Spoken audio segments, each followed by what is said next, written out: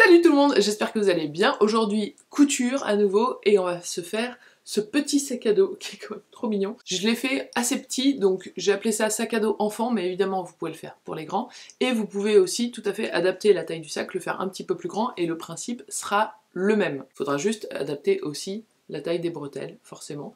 Mais le voici en version licorne. On attaque comme d'habitude par le matériel nécessaire et cette fois-ci on va le faire en version fleur. Pour faire ce sac, il vous faudra du tissu, un coupon de 50 par 70, c'est la taille parfaite, des ciseaux, moi je vais aussi utiliser ça pour couper les petits fils mais c'est pas du tout indispensable, des épingles, une épingle à nourrice, une règle, un stylo pour marquer votre tissu. Et enfin 2 cordes d'1 mètre de long, vous pouvez très bien faire de la récup, là moi c'est du fil pour faire du crochet, pour le premier que j'ai fait vous voyez que c'était 3 brins de laine que j'avais tressés ensemble, ça peut être des lacets aussi, mais pour la taille enfant, il faut juste qu'ils fassent 1 mètre chacun. Et évidemment, fer à repasser, là je vous le conseille vraiment parce que ça va tout changer, et machine à coudre avec du fil. Et c'est parti! Donc il vous faut 2 rectangles de 22 par 37,5. Donc vous le tracez sur votre tissu, ensuite vous découpez. Je vous conseille de faire 2 épaisseurs de tissu à la fois, comme ça vous avez vos 2 rectangles qui sont vraiment identiques et qui sont coupés en même temps. Donc on a notre grand rectangle, maintenant on va faire les petits rectangles. Il vous faut 2 rectangles de 10 cm par 4 cm. Donc vous faites exactement la même chose, vous les tracez sur le tissu et vous les découpez. Et on va commencer par s'occuper des petits. Alors vous allez voir, c'est très simple, on va faire un peu comme si c'était du biais. Donc le biais, on le forme en faisant un pli ici, d'environ 1 cm, un pli ici, d'environ 1 cm aussi, et vous repliez l'un sur l'autre, tac.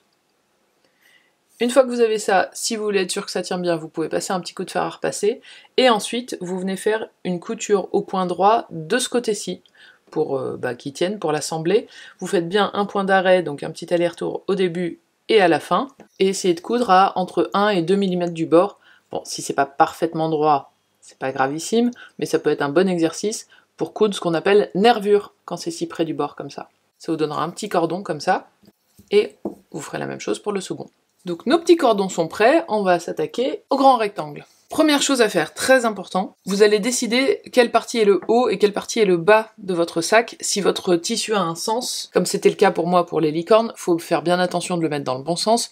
Moi là pour les fleurs, il marche très bien dans les deux sens, donc peu importe. Donc vous choisissez quelle partie est le haut, quelle partie est le bas. Si vous voulez mettre un H et un B et que ça vous aide, n'hésitez pas à le faire. Et du côté du haut, vous allez venir faire un trait à 7,5 cm du bord. Ça va être un repère pour après, hyper important, et oui, 7,5, c'est extrêmement précis. Donc là, il n'y a rien d'autre à faire que de le tracer sur le tissu. Et vous le faites bien sur les 2 rectangles.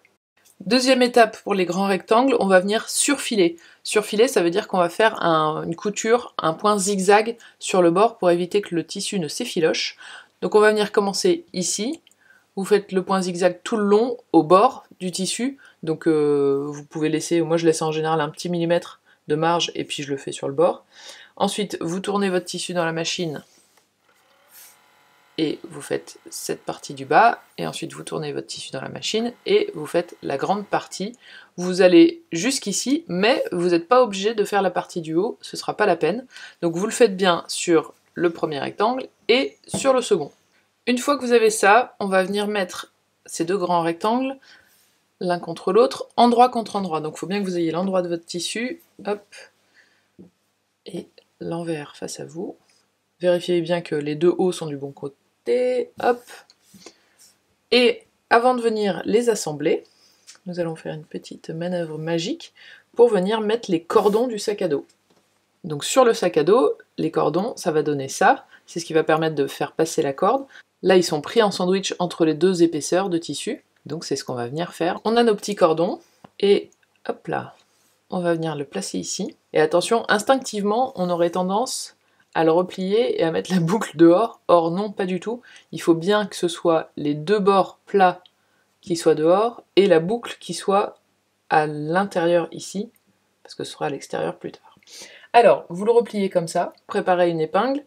On va venir le mettre à un tout petit peu plus d'1 cm du bord, et on va laisser dépasser un petit peu une partie à l'extérieur, parce que je l'ai fait volontairement un peu plus long, en sachant qu'il y a 1 cm de couture ici.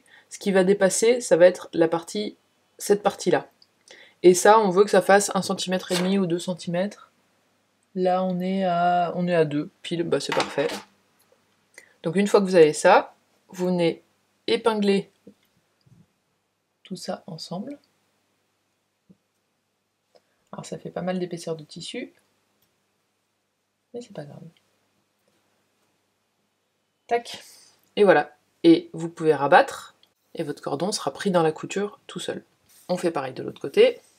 Et maintenant qu'on a les deux petits cordons attachés comme il faut, on va venir faire une couture au point droit à 1 cm du bord, sur tout le tour pour assembler les deux parties, sauf au-dessus de notre ligne de 7,5 cm ici. Donc tout ce qui est là, vous ne le touchez pas. Donc vous commencez votre couture ici. Je ne sais pas si vous voyez très bien ma ligne, mais je vais vous la matérialiser comme ça. Tac. Vous commencez votre couture ici, un tout petit peu en dessous de la fameuse ligne, donc 1 ou 2 mm en dessous.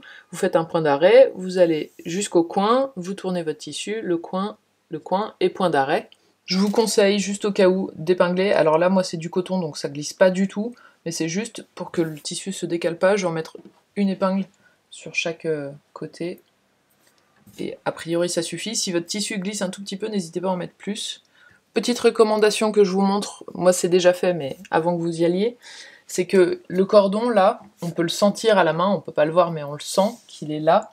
Faites attention quand vous faites cette couture là, il faut surtout pas que la couture prenne le cordon. Donc n'hésitez pas à le tourner un tout petit peu ou à le décaler si vraiment vous sentez que c'est trop près, ou alors à décaler votre couture d'1 millimètre un peu plus loin. À ce stade, si vous voulez retourner pour voir que les cordons sont attachés normalement, vous pouvez, ça doit vous donner quelque chose comme ça. Donc ça, ce sera le bas de votre sac à dos. Si jamais il y a un problème, c'est le moment de checker, comme ça vous pouvez rattraper plus vite. Sinon, on laisse le sac à dos sur l'envers pour l'instant. C'est le moment d'aller brancher votre fer à repasser là tout de suite. Donc allez-y, je vous laisse faire. Puis vous revenez et je vous montre deux manips à faire au fer à repasser. La première, ça va être d'aplatir les coutures ici et de l'autre côté. Hop. Et pareil, encore de l'autre côté, sur l'autre face, ici et ici. Donc voilà la première étape du fer à repasser. Maintenant la deuxième étape, j'ai toujours mon trait vert ici, que je vais matérialiser aussi parce que je pense que vous ne le voyez peut-être pas très bien, il est là.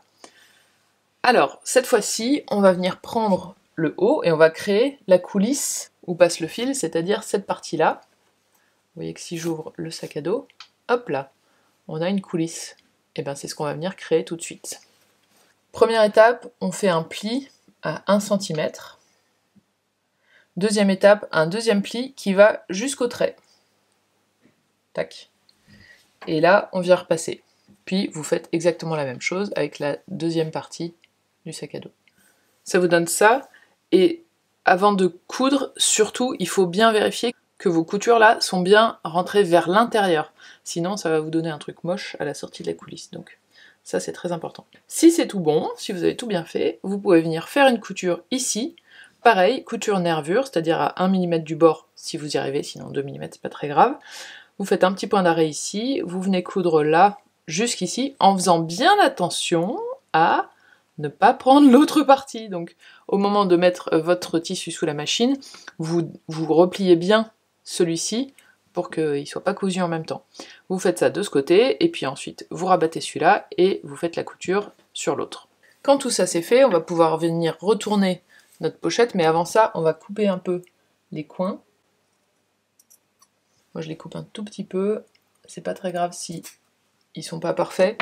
Je pourrais couper plus à ras, mais c'est pas forcément utile, c'est le fond d'un sac à dos. Et en revanche, on va bien couper les fils. Et puis surtout, on va couper la partie intérieure du cordon qui ne sert plus à rien. Donc moi je le coupe au ras de la couture, comme ça il sera invisible. Vous vérifiez s'il n'y a pas de fil qui traîne. C'est enfin le moment où on va pouvoir retourner le sac à dos, et ça fait plaisir. Si vous voyez des petits fils qui dépassent, n'hésitez pas à les couper au fur et à mesure. Ensuite, c'est le moment de prendre une cordelette, ou ce que vous avez trouvé qui peut servir de bretelle, et de prendre votre épingle à nourrice. Je viens la passer ici, bien au milieu. Et je vais venir passer cette cordelette dans la coulisse. Je rentre par ici. À l'aide de l'épingle à nourrice, vous faites glisser le tissu. Et ensuite, hop là, on le retire. Au moment de sortir ici, faites attention parce que votre épingle à nourrice, elle peut se prendre dans le revers de la couture qu'on a fait tout à l'heure. Donc il faut juste regarder un petit peu, mais a priori, c'est pas très grave si ça le fait, vous décalez juste. Hop, on a fait un côté, on retourne le sac, et on passe en face. Voilà, ça c'est la première corde, et on va venir faire la même chose avec la seconde. Et pour la seconde, vous entrez ici, c'est-à-dire là où il n'y a pas de fil qui sortent. La coulisse est juste un tout petit peu embouteillée parce qu'il y a déjà l'autre corde, mais c'est pas très très compliqué non plus. Et voilà, on a nos 2 cordes de chaque côté. Et maintenant, on va venir passer la corde dans le petit, ce que j'ai appelé le cordon tout à l'heure. Donc, hop là, je l'ouvre un peu, je passe une des cordes. J'aurais pu laisser l'épingle à nourrice, tiens. Bon, si c'est compliqué à passer, vous remettez l'épingle à nourrice. Et je viens faire un nœud. Alors, soit vous faites les 2 cordes en même temps et vous faites un nœud, soit vous faites 2 nœuds avec une seule corde. Comme ça, hop. Je vais faire celui-là, moi.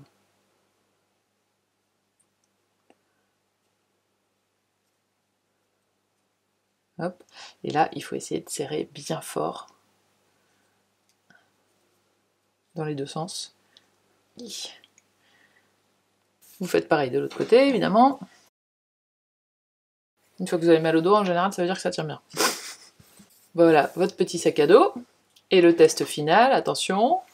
Tada! C'est bon, ça marche, ça fonctionne. Et c'est le moment d'aller mettre le goûter dans le sac et de partir pour le pique-nique. Je vous félicite, maintenant à vous de faire plein de sacs à dos avec plein de tissus rigolos. Si vous en faites, n'hésitez pas à les poster sur Instagram et à me taguer @MarionBlush pour que je puisse les voir et éventuellement les partager.